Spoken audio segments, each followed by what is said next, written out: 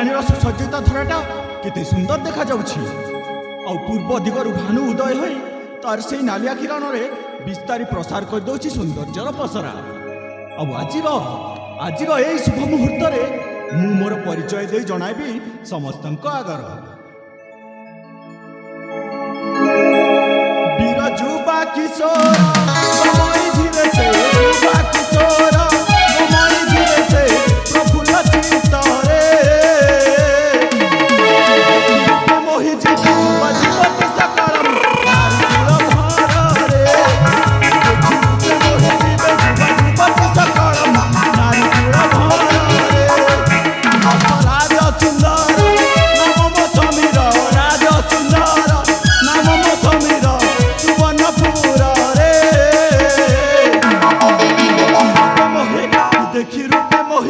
ଦେଖି ରୂପେ ମୋହି ଯିବେ ଯୁବତୀ ସକାଳ ନାରୀ କୁଳ ଭରରେ ଦେଖି ରୂପେ ମୋହି ଯିବେ ଯୁବତୀ ସକାଳ ନାରୀ କୁଳ ଭରରେ।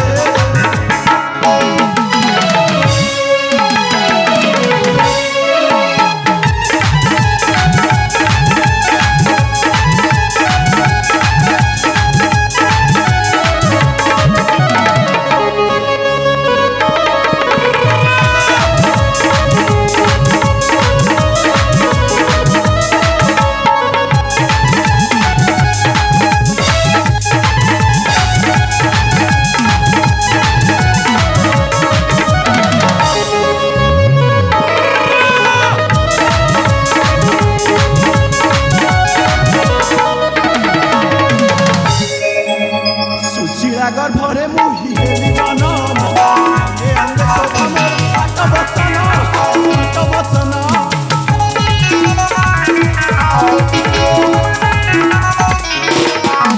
ও যতনে সজাই মোর কুঞ্চিত কেশ মুখমণ্ডলে মোর কেড়ে হরস আয় কেড়ে হরস শিরে চন্দ্রিকা মোর কি মনোহর চন্দ্রিকা মোর কি মনোহর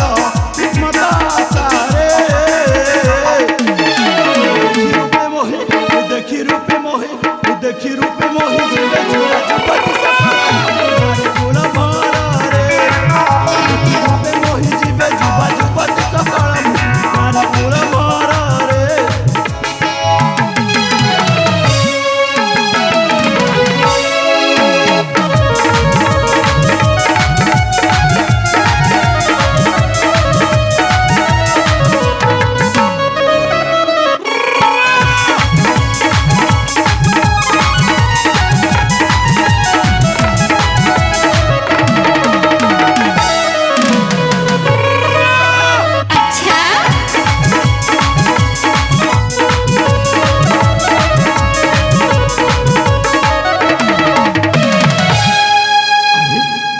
ବୁଲାବୁଲି କରୁ ଏତେ ସମୟ ହେଇଗଲା ତଥାପି ମୁଁ ଜାଣିପାରିଲିନି ଏବେ ଘରକୁ ପହଞ୍ଚୁଛି। ସକାଳୁ ଯାଇଛି ଯେ ଏଇନେ ଫେରୁଛି। ଏଇ କଥା ଯଦି ମୋ ମା ଜାଣିଗଲେ ସେ ବହୁତ ରାଗିଯିବେ। କ'ଣ କରିବି ମୁଁ? ହଁ, ଗୋଟେ ବୁଦ୍ଧି ଦିଶିଗଲା। ମୁଁ ଯଦି ସେଇ କଥା ମୋ ମାଙ୍କୁ କହିଦିଏ ସେ ଆଉ ରାଗିବେନି। ସେଇ କଥାଟା ହେଉଛି ମୁଁ ଗତ ରାତିରେ ଗୋଟେ ସୁନ୍ଦର ସ୍ୱପ୍ନଟେ ଦେଖିଥିଲି। ଆଉ ସେଇ ସପନରେ ମୁଁ ଗୋଟେ ସୁନ୍ଦରୀ ଯୁବତୀକୁ ଦେଖିଥିଲି। ଆଉ ଯେତେବେଳେ ତାକୁ ଦେଖିଲି ମୋତେ ଲାଗିଲା ସତେ ଯେମିତି ସେ ସ୍ୱର୍ଗରୁ ଓହ୍ଲାଇ ଆସିଛି। ଆଉ ମୁଁ ତା ପ୍ରେମରେ ପଡ଼ିଯାଇଛି। ଆଉ ତାକୁ କଥା ମଧ୍ୟ ଦେଇଛି ମା ଲଙ୍କେଶ୍ୱରୀଙ୍କ ବାର୍ଷିକ ମହୋତ୍ସବରେ ସାକ୍ଷାତ କରିବା ପାଇଁ।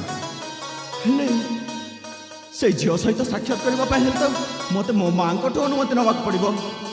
କ'ଣ କରିବି? ଠିକ୍ ଅଛି, ମୋ ମାଆଙ୍କୁ ଏଠି କିଛି ସମୟ ଅପେକ୍ଷା କରେ।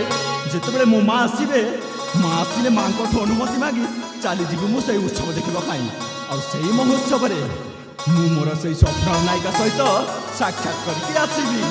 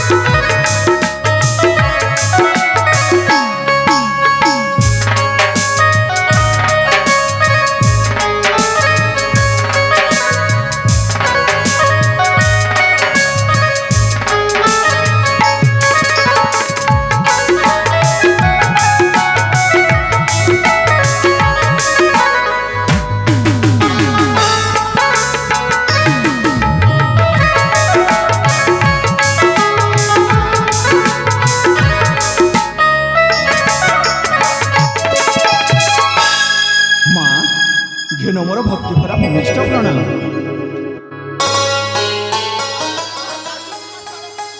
ହଇରେ ସମୀ ତୋର ସମୟ ଜ୍ଞାନ ବୋଲି ଟିକେ ବି ନାହିଁ। କଣ କହିଲ ମା? ସମୟ ଗାନ ମୁଁ କିଛି ବୁଝିପାରୁନି। କିଛି ବୁଝିପାରୁନୁ? ସକାଳୁ ଉଠି ଯାଇଛୁ ଯେ ଦେଖିଲୁ ସମୟ କେତେଟା ହେଲାଣି? ସକାଳୁ ଯାଇଛି, ଏଇନେ ତମେ ଯାଇଥିଲି ବୁଲିବା ପାଇଁ, ଆଉ ତମେ କହୁଛ ମୁଁ ସକାଳୁ ଯାଇଛି। ଏ ଧନ ମା ତତେ କ୍ଷଣେ ନ ଦେଖିଲେ ଧନ ମୁଁ ପୁରାପୁରି ପାଗଲି ପ୍ରାୟ ହୋଇଯାଏ ବାପା। ତୁ ତ ଜାଣିଛୁ ଆଜିକି ଦୀର୍ଘ 18 ବର୍ଷ ହେଲା ଯୋଉ ଦିନଠୁ ତୋ ବାପା ଆମ 2 ଜଣକୁ ଛାଡ଼ି କୁଆଡ଼େ ଚାଲିଗଲେ ଯେ ଆଜି ଯାଏ ତାଙ୍କର ଦେଖା ନାହିଁ।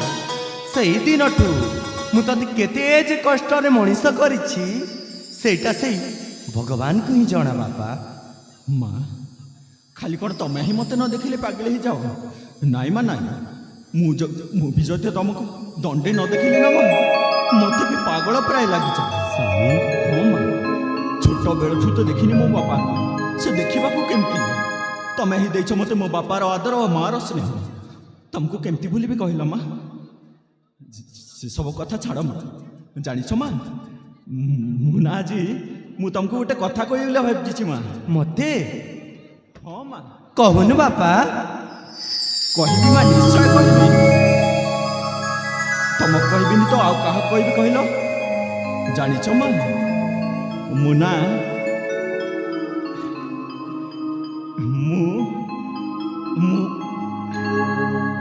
ମୁଁ ଆଜି ରାତିରେ ଗୋଟେ ସୁନ୍ଦର ସ୍ୱପ୍ନଟେ ଦେଖିଛି ମା। ଇ ମା, ମୋ ପୁଅ ବି ସ୍ୱପ୍ନ ଦେଖିବା ଆରମ୍ଭ କଲାଣି। ହେଲେ ସେ ସ୍ୱପ୍ନରେ କ'ଣ ଘଟିଲା ମତେ କହିବୁନି ବାପା? କହିବି ମା, ନିଶ୍ଚୟ କହିବି। ହେଲେ ମୋର ସେ ସ୍ୱପ୍ନର କଥା କହିବା ଆଗରୁ ତମେ ମୋ ହାତରେ ହାତ ଦେଇ କଥା ଦେବାକୁ ହବ। ଏ ସମୀ, ମା ଆଜି ଯାଏ କ'ଣ ତ କୌଣସି କଥାକୁ ମୁଁ ପୂରଣ କରିନି ଯେ ଆଜି ତ ହାତରେ ହାତ ଦେଇ କଥା ଦେବାକୁ ପଡ଼ିବ। ପୂରଣ କରିଛ ଯେ ମା, ହେଲେ ଏଇଟା କୋଉ ଛୋଟ କଥା ନୁହଁ। ମୁଁ ସ୍ୱପ୍ନରେ ଯାହା ଦେଖିଛି ତାହା ଯଦି ମାଗିବି ମତେ ଆଣିକି ଦେବାକୁ ପଡ଼ିବ। ଆଉ ସେଇଥିପାଇଁ ତମେ ମୋ ହାତରେ ହାତ ଦେଇ କଥା ଦେବାକୁ ହବ। ଠିକ୍ ଅଛି ବାପା, ଠିକ୍ ଅଛି। ତୁ ଯେତେବେଳେ ଅଲି କରୁଛୁ ମୁଁ ତ ହାତରେ ହାତ ଦେଇ କଥା ଦଉଛି। ତୁ ମତେ ଯାହା ମାଗିବୁ ମୁଁ ତତେ ଆଣିକି ଦେବି। ଠିକ୍ ଅଛି ମା। ଦେଖ, ତୁମେ ମୋ ହାତରେ ହାତ ଦେଇ କଥା ଦେଇ ସାରିଛ, ଆଉ ମୋ ସ୍ୱପ୍ନର କଥା କହିସାରିଲା ପରେ ମନା କରିବନି। ନା ରେ ବାବା, ତୁ ଆଗ କହି ତ ସାର୍, ତାପରେ ସେ କଥା। ଠିକ୍ ଅଛି ମା। ଜାଣିଛ ମା, ମୁଁ ସ୍ୱପ୍ନରେ କ'ଣ ଦେଖିଲି?